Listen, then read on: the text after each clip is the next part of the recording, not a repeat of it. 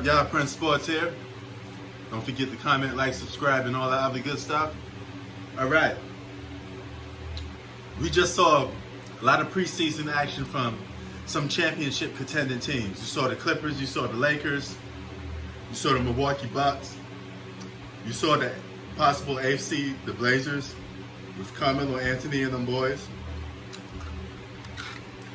But I want to break down the game that I saw. A little reaction to it. Okay, the Lakers lost to the Dallas Mavericks, right? LeBron James balled out.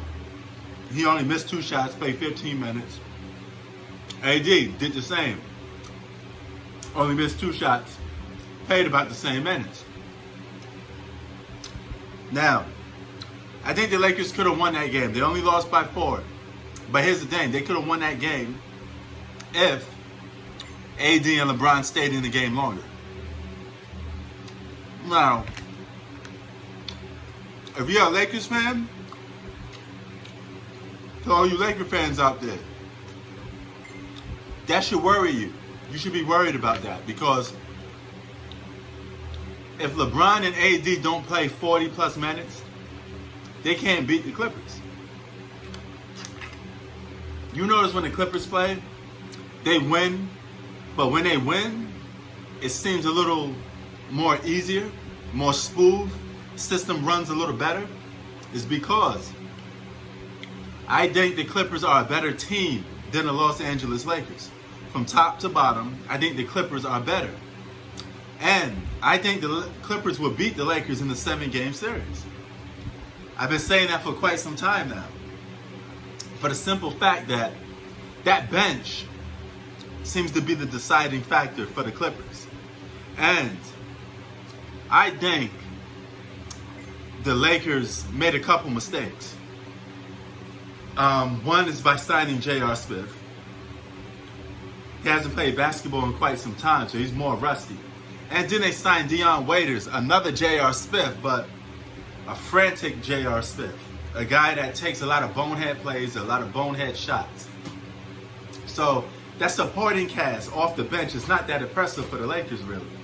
Now that you got a guy like Avery Bradley gone and Rondo gone for a while, you really got nobody to stop the perimeter players from the Los Angeles Clippers. So the Clippers' perimeter players are better than the Lakers' perimeter players for the most part. So that leaves the Lakers with an advantage for bigs, but not that much of an advantage, because the Clippers still have a lot of hustle guys, a lot of guys that play defense, get down and dirty.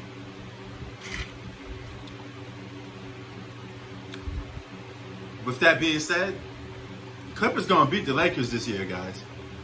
I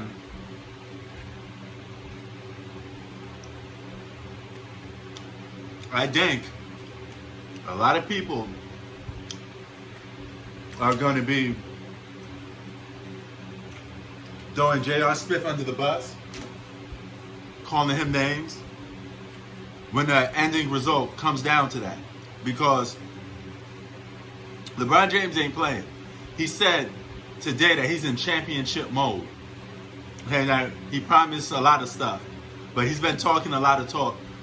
And all the talk that he did, he backed it up in the preseason. He looked awesome today. He looked physically in shape. He looked good today playing on that court. He was blistering fast. I give him that. AD looked good. But that rest of that team, I'm not so impressed with.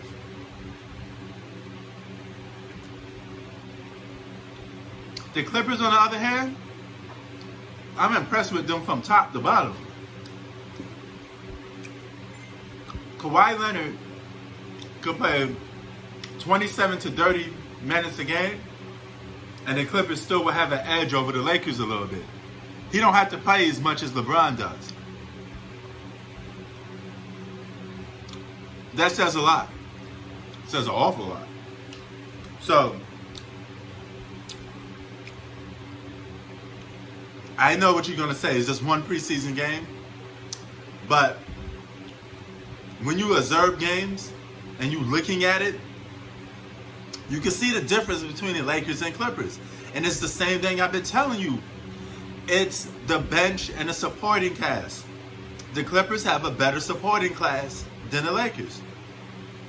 AD and LeBron are two superstars. That's a little more overpowering than Kawhi Leonard and Paul George. All right? Because Paul George is not the superstar AD or LeBron is. So that just leaves Kawhi Leonard at being the one superstar. But that team, that's a scary team. We're going to see how these two teams match up. But if the Lakers lose this upcoming game, when the season begins, to the Clippers, it's going to be because of the bench.